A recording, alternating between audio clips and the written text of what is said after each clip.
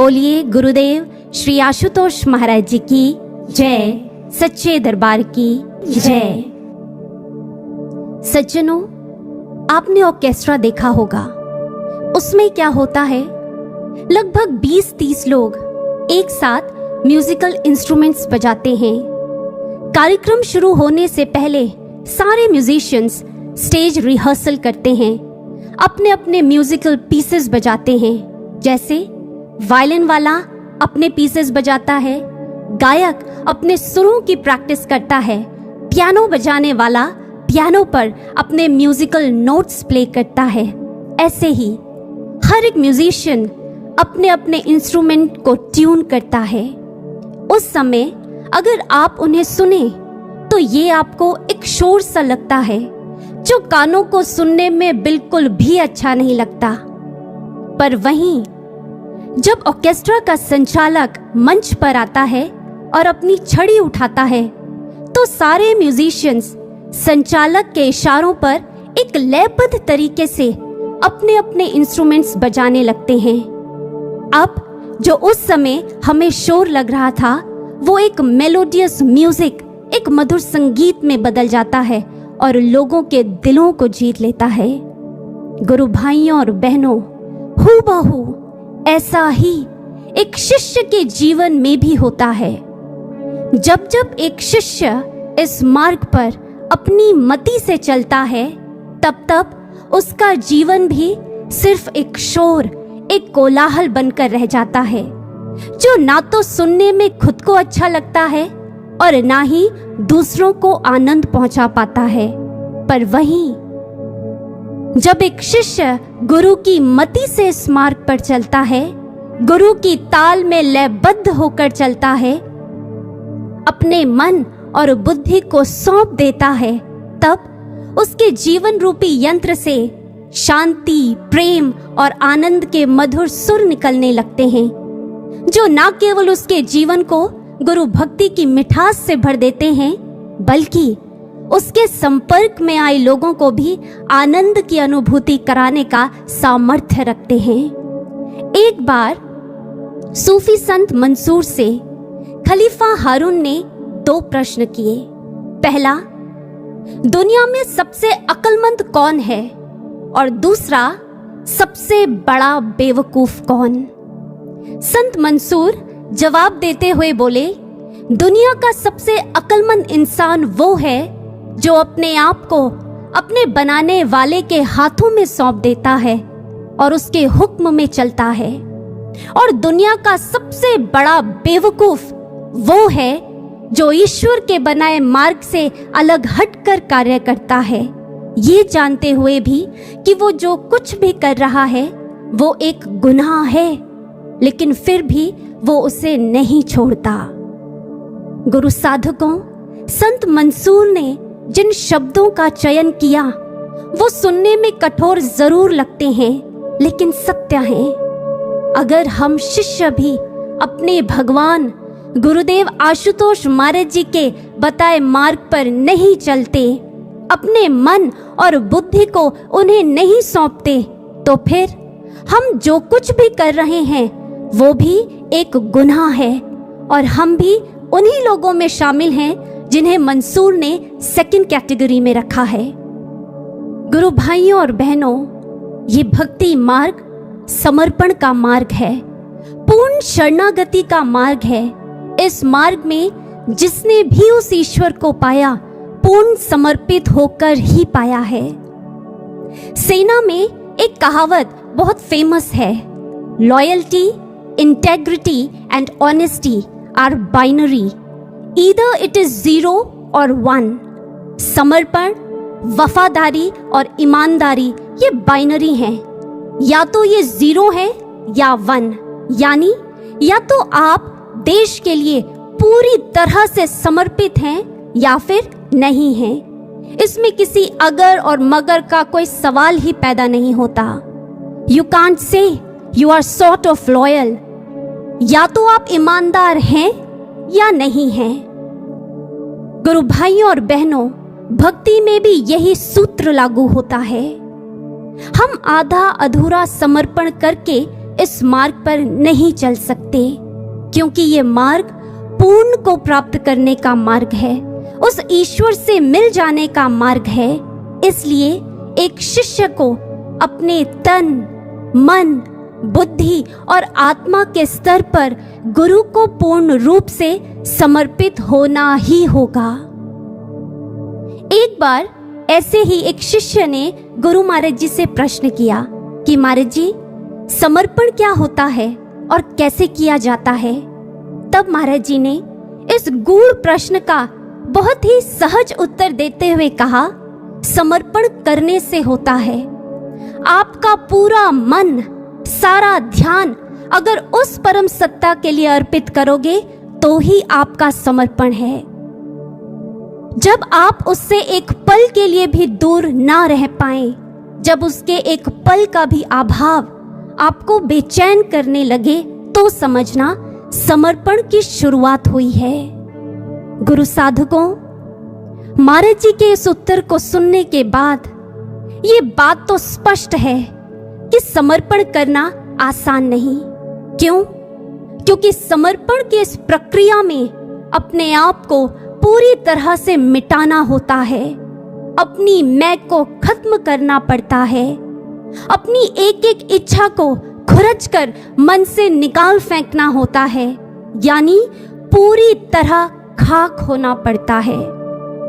इस बारे में महर्षि अरबिंदो घोष अपनी book the synthesis of yoga के फर्स्ट 3 पार्ट्स में 3 डिसिप्लिन्स के बारे में बात करते हैं, जिन्हें उन्होंने नाम दिया ट्रिपल लेबर। पहला एस्पिरेशन, दूसरा रिजेक्शन और तीसरा सरेंडर। वो कहते हैं to aspire for the divine and only divine, यानी परमात्मा और केवल परमात्मा की ही आकांक्षा रखें, उसकी ही इच्छा करें। दूसरा रिजेक्शन, यानी हर उस चीज को रिजेक्ट करें, अस्वीकार करें जो आपको ईश्वर से दूर ले जाता है। और तीसरा सरेंडर, यानी ईश्वर के हाथों के यंत्र बन जाएं, आत्मसमर्पण कर दें। बस यही ईश्वर से पूर्ण योग का रास्ता है, और इसी को महर्षि अरविंद घोष इंटीग्रल योगा कहते हैं। गुरु भाइयों और बहनों, आइए आज इस सत्संग के माध्यम से हम शास्त्रों में शरणागति की, पूर्ण समर्पण की क्या शर्तें दी गई हैं उन्हें जान लेते हैं, और साथ ही ये भी जांच लेते हैं कि हम समर्पण के कौन से पड़ाव पर खड़े हैं, ताकि अपने ऊपर काम कर सकें।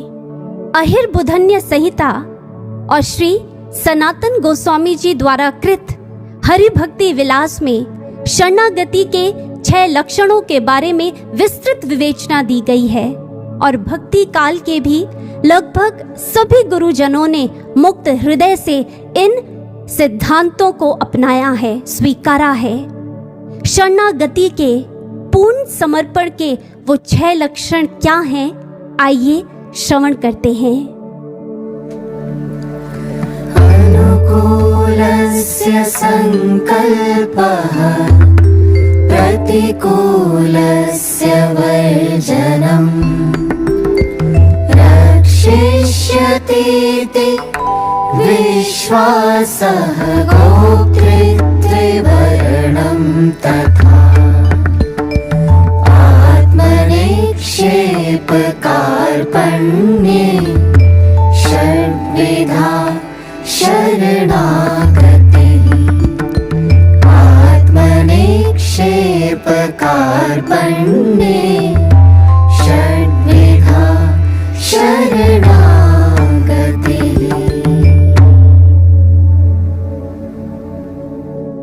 समर्पण की पहली शर्त अनुकूलस्य संकल्पः, यानी गुरु की इच्छा में इच्छा रखना।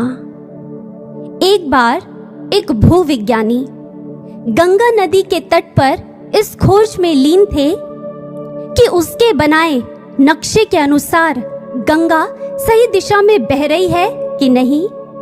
कई कोस पैदल चलने के बाद एक जगह आकर उसने पाया कि उसके नक्शे के अनुसार गंगा को बाईं ओर मुड़ना चाहिए था, लेकिन गंगा दाईं ओर बह रही थी।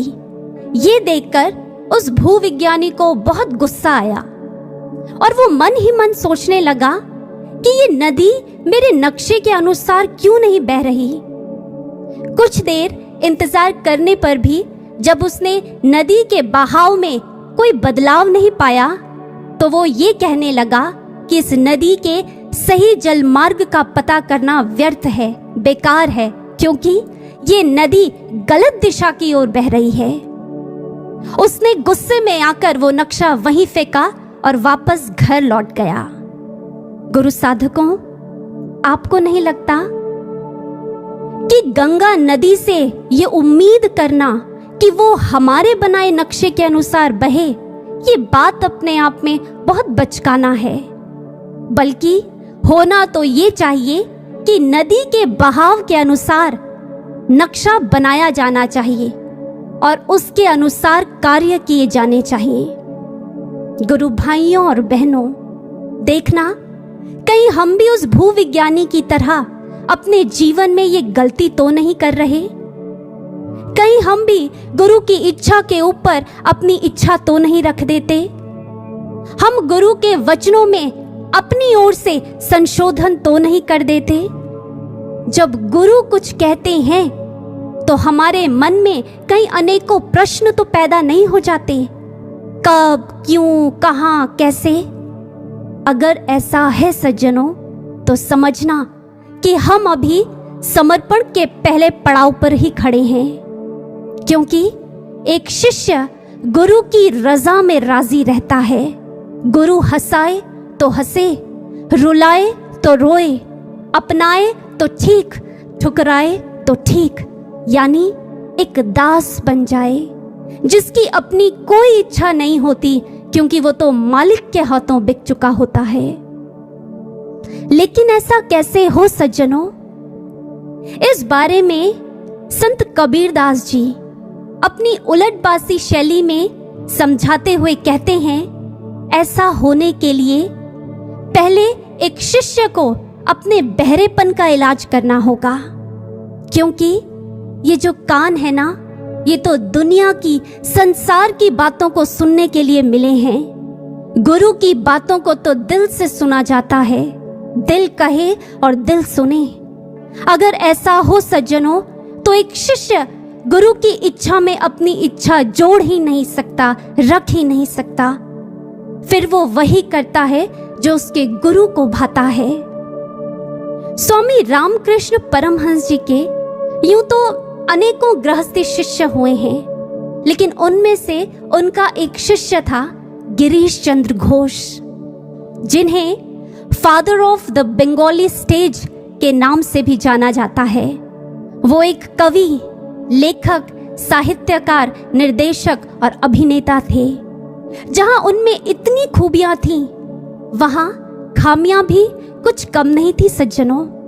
लोग अक्सर उन्हें व्यंग करते हुए कहते थे कि गिरीश कभी नहीं सुधर सकता, और वो रामकृष्ण परमहंस जी को भी ये सलाह देते थे कि आप गिरीश को अपना बहुमूल्य समय देकर अपना ही समय व्यर्थ कर रहे हैं। सज्जनों, आप सोच रहे होंगे, फिर हम ऐसे चरित्र को क्यों सुन रहे हैं? क्योंकि उसके अंदर एक ऐसा गुण था सज्जनों, जिसने उनकी सारी खामियों को छिपा दिया था और धीरे धीरे खत्म भी कर दिया था। और वो खूबी थी ठाकुर की इच्छा में अपनी इच्छा समझना। गिरीश चंद्र घोष के ऊपर लिखी अगर आप किताब पढ़ेंगे तो आप पाएंगे कि जब वो पहली बार स्वामी रामकृष्ण परमहंस जी से मिले थे, तो उन्होंने अपने आप को आई एम अ सिनर, मैं एक पापी हूं, कहकर इंट्रोड्यूस किया था। और यही उस किताब का पहला चैप्टर भी है।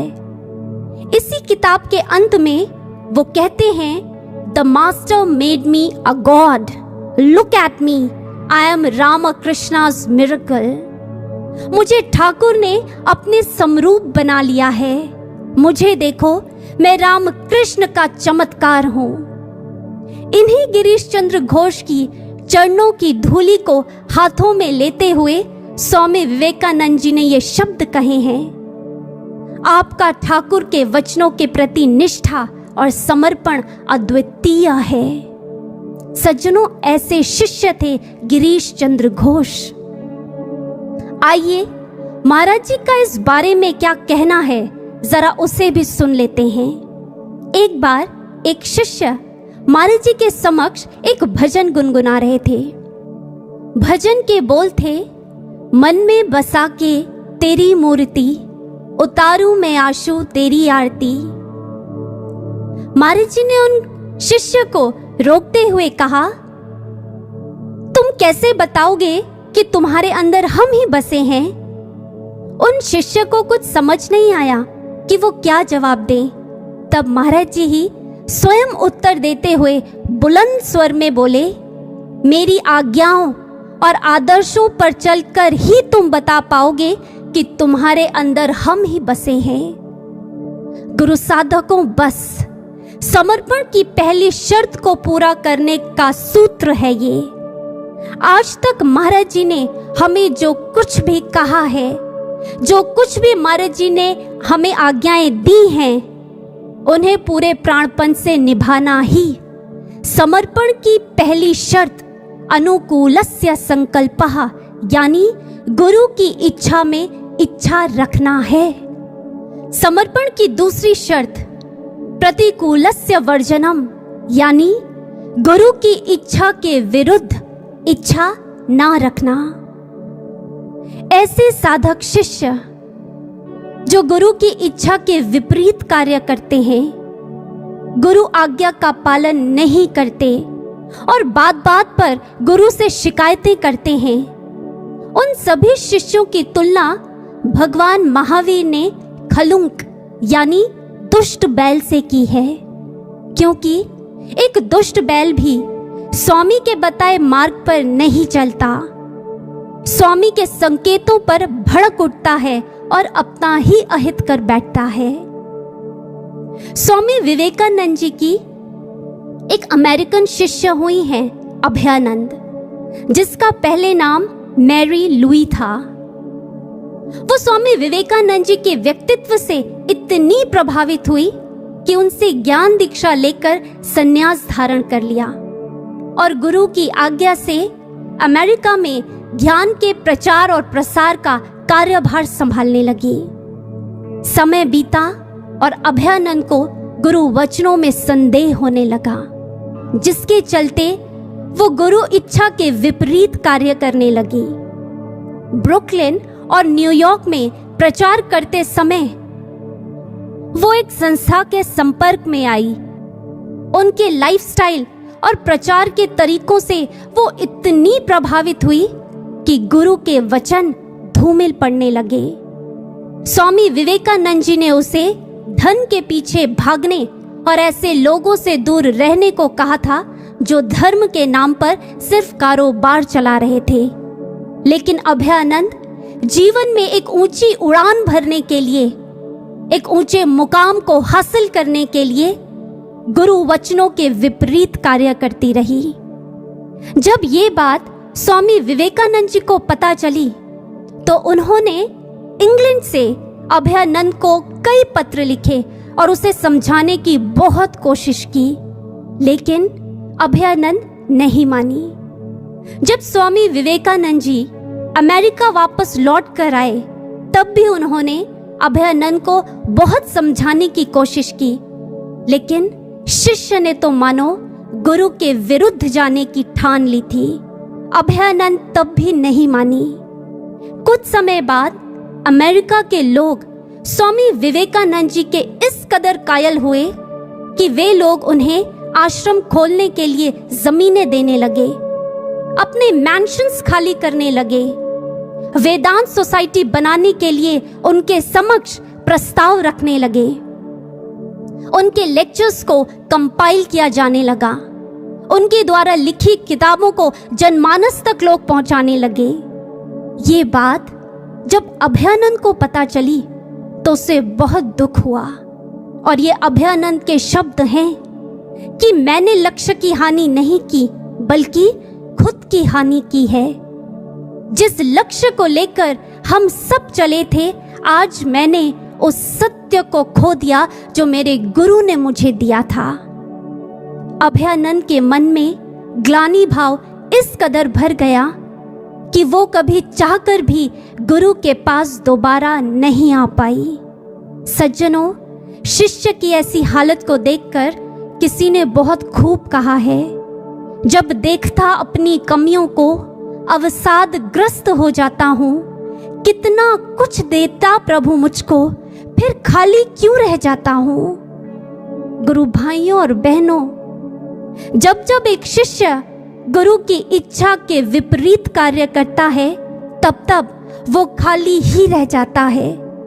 उसके पास पछतावे के अलावा और कुछ नहीं बचता। महाराज जी के ये शब्द हैं, इन्हें नोट कर लीजिए। इस मार्ग में प्रश्न बनने का नहीं, बल्कि इस मार्ग पर बने रहने का है। जो शिष्य इस बात को अपने जीवन में समझ लेते हैं, सिर्फ वे ही समर्पण की इस दूसरी शर्त, प्रतिकूलस्य वर्जनम, को अपने जीवन में धारण कर पाते हैं। समर्पण की तीसरी शर्त रक्षिष्यतीति विश्वासः, यानी गुरु पर विश्वास रखें, मात्र वे ही रक्षा करने वाले हैं। एक बार किसी ने एक गुरु भाई को तंज कसते हुए कहा, उस दिन तुम्हारा क्या होगा जिस दिन तुम्हें पता चलेगा कि तुम्हारे गुरु भगवान नहीं हैं। आगे से गुरु भाई का विश्वास भरा गर्व बोला, जिस दिन मुझे ये एहसास हुआ कि महाराज जी भगवान नहीं हैं, उस दिन मुझे ये विश्वास हो जाएगा कि भगवान होता ही नहीं है। गुरु साधकों, ये होता है एक शिष्य का विश्वास, जो किसी भी परिस्थिति के आगे कभी हार नहीं मानता। क्या आप जानते हैं, हमारे हाथ में दो जीवन रेखाएं होती हैं, एक बाहर की और एक अंदर की। जब कभी बाहर वाली जीवन रेखा में कोई क्षति हो जाती है, तब अगर अंदर वाली जीवन रेखा प्रबल है तो वो बाहर वाली जीवन रेखा को सपोर्ट करती है और उसकी क्षति को दूर कर देती है। ऐसा पामिस्ट्री, हस्तरेखा विज्ञान कहता है। गुरु साधकों, ऐसे ही अगर हम भी अपनी अंदर वाली जीवन रेखा यानी महाराज जी के साथ अपना संबंध पुष्ट कर लें, पूरी श्रद्धा और विश्वास के साथ इस जीवन रेखा को सींच लें, तो महाराज जी हमारी बाहरी जीवन रेखा यानी हमारे जीवन को हर क्षति से बचा लेंगे, ये निश्चित है। मुझे याद है, एक बार एक गुरु भाई किसी बात को लेकर काफी दिनों से बहुत परेशान थे। एक दिन जब उन्हें महाराज जी के पास जाने का मौका मिला, तो उन्होंने महाराज जी के समक्ष अपनी बात को रखते हुए कहा कि महाराज जी, यहाँ कोई नहीं समझता हमें, सिर्फ आप ही जानते हैं कि हमारी भावनाएं क्या हैं, हम किस भाव से किसी को कुछ कहते हैं। महाराज जी ने उन गुरु भाई को कहा, तूने वो कहानी सुनी है जब भगवान श्री कृष्ण पांडवों को लेकर पितामह भीष्म से मिलने गए थे? उन गुरु भाई ने हाथ जोड़ते हुए कहा, जी महाराज जी, भागवत में आता है, मैंने कथा में सुना है। महाराज जी बोले, जब पांडव भीष्म से मिल लिए, तब भगवान श्री कृष्ण पांडवों को कहते हैं कि अच्छा, अब तुम जाओ, हमें पितामह से कुछ बातें करनी है। महाराज जी फिर बहुत गंभीर होकर बोले, भीष्म बहुत दृढ़ थे, जीवन में इतना कुछ होने के बाद भी उनकी आंखों में कभी आंसू नहीं आए थे। लेकिन उस दिन जब भीष्म ने देखा कि पांडव जा चुके हैं और कक्ष में सिर्फ कृष्ण रह गए हैं, तब महाराज जी बोले, उस दिन भीष्म की आंखों में आंसुओं की झड़ी लग गई। उस दिन भीष्म आत्मा की गहराई से रोए। भगवान श्री कृष्ण भीष्म को कहते हैं कि पितामह, क्या बात है, क्या परेशानी है? तब भीष्म कहते हैं कि कृष्ण, मैं यहाँ कैसे रहता हूँ, कैसे जीता हूँ इन लोगों के बीच, मेरी मनःस्थिति क्या है? वासुदेव, तेरे सिवा और कोई नहीं जानता। तब महाराज जी बोले कि भगवान श्री कृष्ण ने भीष्म के आंसू पोंछे और उनके सर को सहलाते हुए कहा कि पितामह, जब आपको विश्वास है कि मैं जानता हूं, तो क्या किसी और को बताने की जरूरत है? इतना कहकर महाराज जी ने उन गुरु भाई को देखा और बोले, समझ आई कुछ? उन गुरु भाई ने कहा, जी महाराज जी। तब महाराज जी बड़ी ही करुणा और स्नेह भरे शब्दों में बोले, जब तुझे हम पर विश्वास है कि गुरु ही रक्षा करने वाले हैं, फिर तूने किसी से क्या लेना है? कोई नहीं समझता तो ना समझे, तू अपनी सेवा किया कर और मस्त रहा कर। गुरु भाइयों और बहनों, सच में महाराज जी ही हैं जो हमारी भावनाओं को समझते हैं और उनका मान रखते हैं। जीवन में पल पल ये एहसास बनाए रखें, ये विश्वास रखें कि महाराज जी ही पल पल सहाय हैं, और हृदय में हमेशा इन वचनों को गुनगुनाते रहें। विचलित ना होने देना कभी श्रद्धा और विश्वास, तुम हर दुविधा में हमें पाओगे, हर पल अपने साथ तुम। सज्जनों, यही है समर्पण की तीसरी शर्त को पूरा करने का सूत्र। रक्षिष्यतीति विश्वासः, सदैव विश्वास रखें कि गुरु ही रक्षा करने वाले हैं। समर्पण की चौथी शर्त, गोप्तृत्वे वर्णं, यानी गुरु की कृपाओं को सदैव जीवन में याद रखें और गुरु के प्रति कृतज्ञता का भाव रखें। गुरु भाइयों और बहनों, अगर हम अपने जीवन में पीछे मुड़कर देखें तो हम जीवन के हर पन्ने में महाराज जी की कृपाओं को अंकित पाएंगे। हर शिष्य के जीवन में घटित कृपाओं को अगर लिपिबद्ध कर लिया जाए तो ग्रंथ के ग्रंथ तैयार हो जाएंगे। महाराज जी चुपके से, बिना बताए, बिना जताए हम पर अपनी कृपा वर्षा करते हैं और हमारे दुखों को हर कर ले जाते हैं, हमें पता भी नहीं चलता।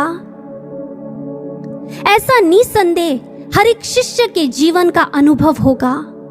आज ऐसा ही एक वाक्य आपके साथ साझा करना चाहते हैं। ये बात 1989 की है, जब महाराज जी नूर महल के छोटे आश्रम में रहा करते थे। सर्दियों के दिन थे और रात के लगभग 12 बजे होंगे। बाहर तेज तूफान के साथ बारिश हो रही थी।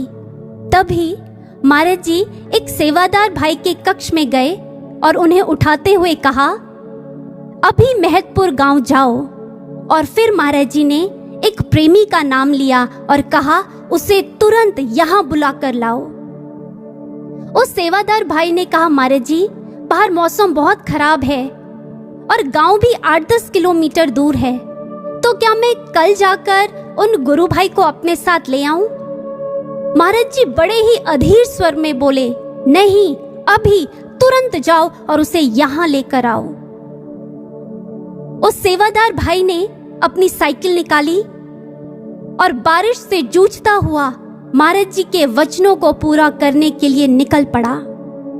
जब वो गुरु भाई उस गांव में पहुंचा तो उसने उस गुरु भाई को सारी बात बताई कि ऐसे ऐसे महाराज जी ने आपको नूर महल आश्रम बुलाया है। और वो दोनों गुरु भाई मिलकर लगभग सुबह के 4:30 बजे नूर महल आश्रम पहुंचे होंगे, लेकिन तब भी महाराज जी उनका ही इंतजार कर रहे थे।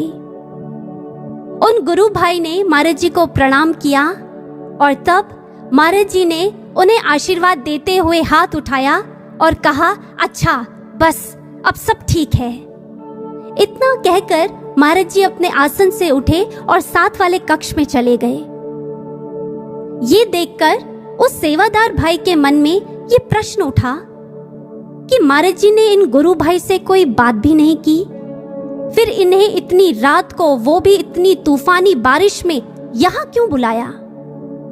अगली सुबह पता चला कि जिस छत के नीचे वो गुरु भाई सो रहे थे, वो तेज तूफानी बारिश के कारण नीचे ढह गई थी।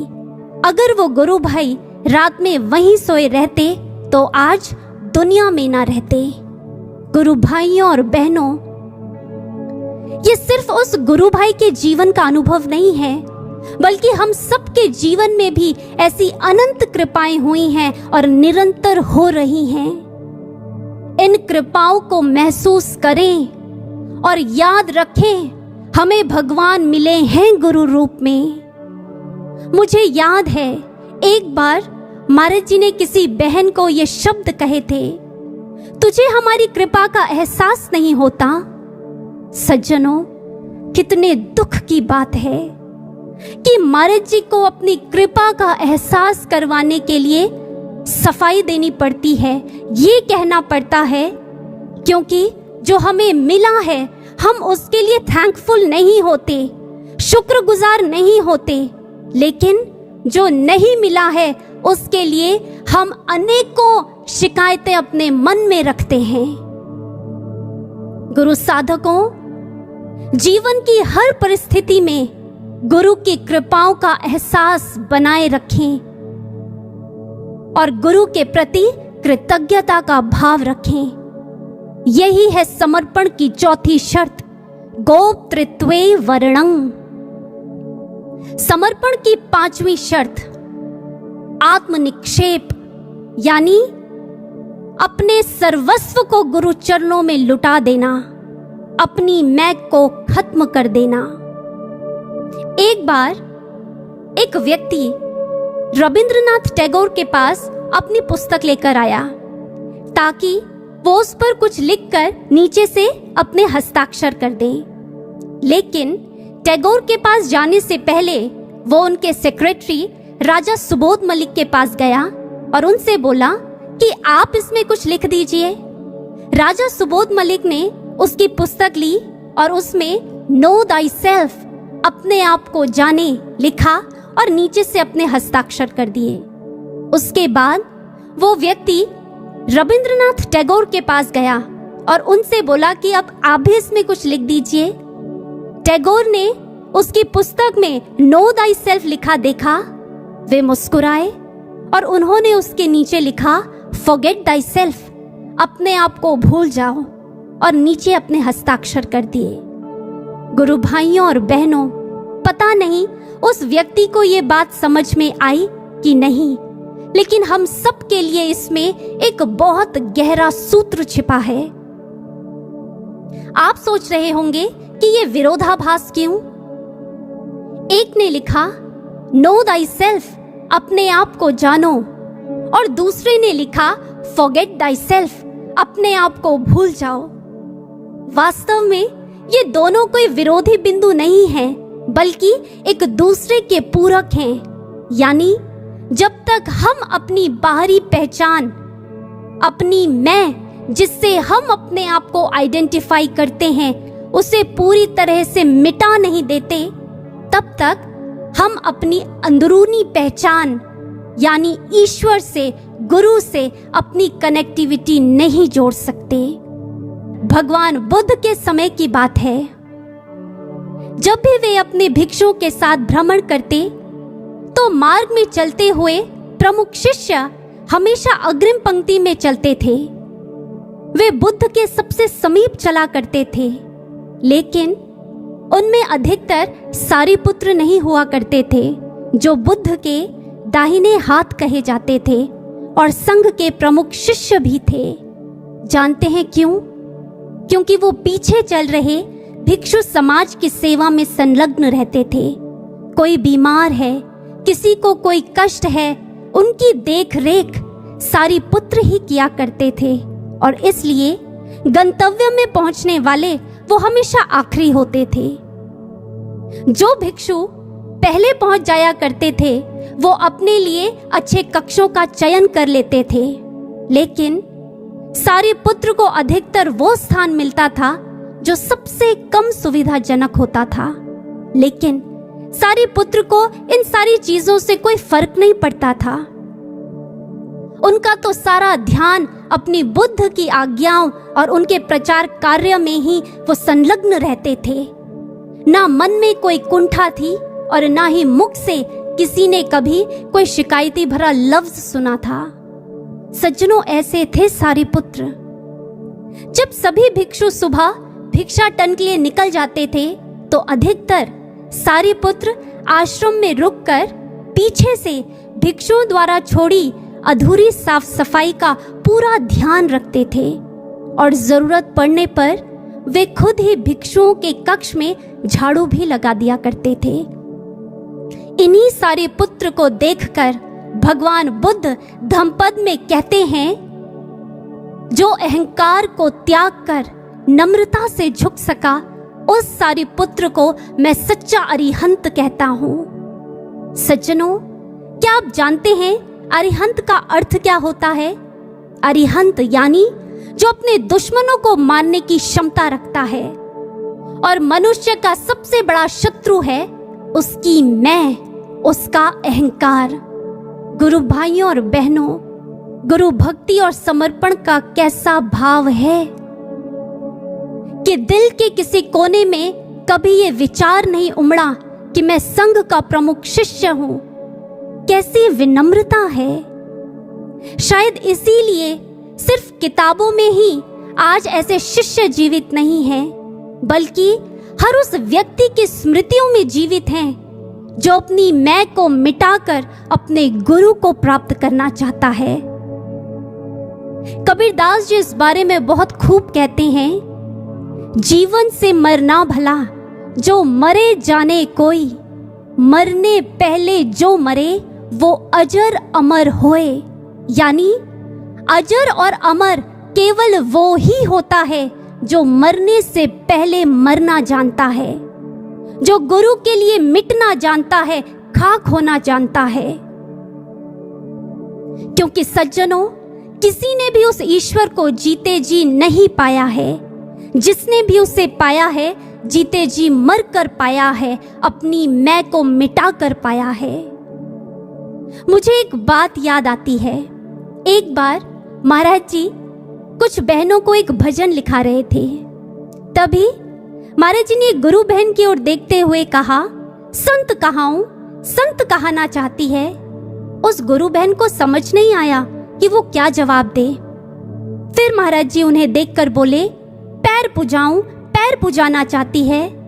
उस गुरु बहन ने जैसे ही ये सुना तो उन्होंने दोनों हाथ जोड़ते हुए नहीं में सर हिला दिया।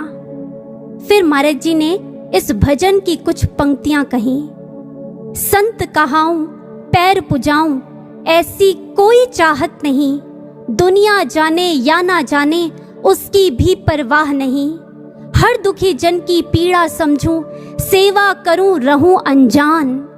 इतना कहकर महाराज जी ने उन गुरु बहन की ओर देखा और बोले, समझ आई कुछ। वो गुरु बहन कुछ कहती कि तभी महाराज जी ने इस भजन की कुछ और पंक्तियां कही।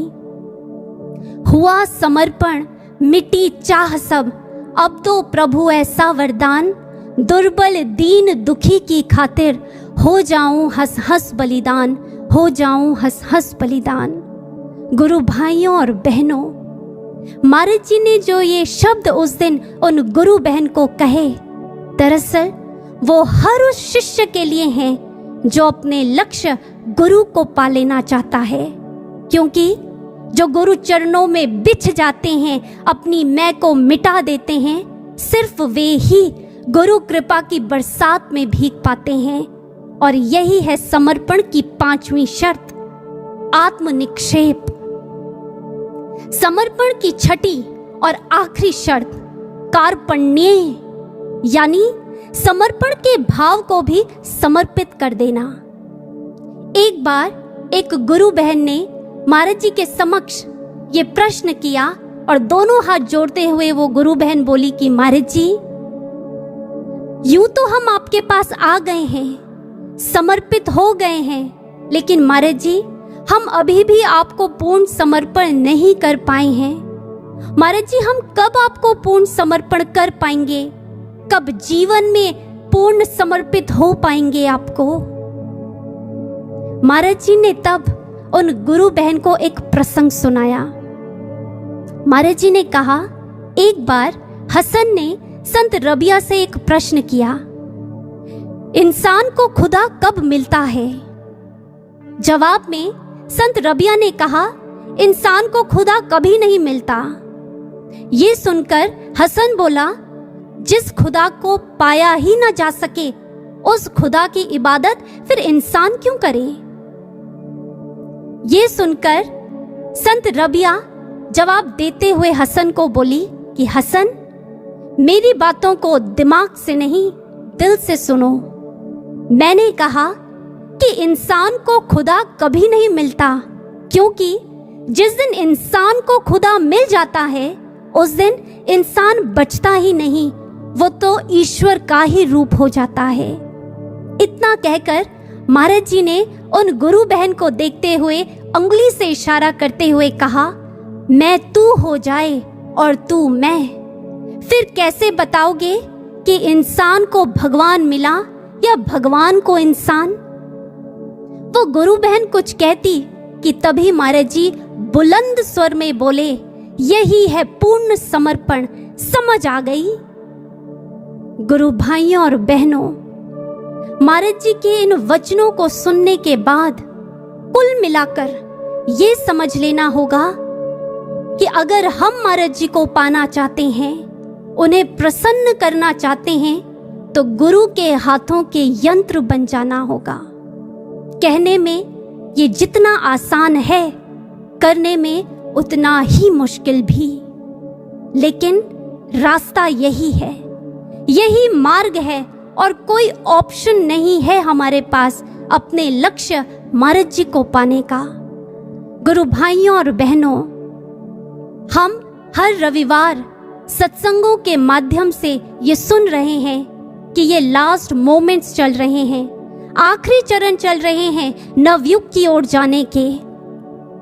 समय कम है और मंजिल बहुत दूर, इसलिए अपने आप को कस लेना होगा। और क्या करना होगा, चलिए इसे एक प्रिंसिपल के थ्रू समझने का प्रयास करते हैं। एक अमेरिकन ऑथर हुए हैं जिम रॉन। उन्होंने एक सिद्धांत की रचना की जिसे उन्होंने नाम दिया लॉ ऑफ डिमिनिशिंग इंटेंट।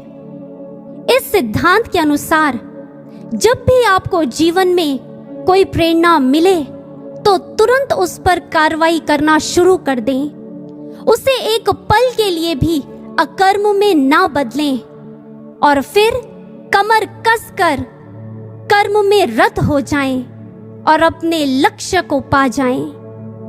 इसलिए सज्जनों, आए भारतीय नववर्ष की इस मंगल बेला में नए उत्साह और उमंग के साथ पल पल समर्पण की धुन को जीवन में गुनगुनाते रहें, अपने ईमानदार प्रयास करते रहें और नवीनता और दिव्यता के महापुंज गुरुदेव श्री आशुतोष महाराज जी के चरणों में पल पल ये प्रार्थना करते रहें, उनके चरणों में हर क्षण विनती करते रहें, ताकि हम भक्ति के कच्चेपन को सुदृढ़ इमारत में बदल सकें और समर्पण की शर्तों पर खरे उतर सकें।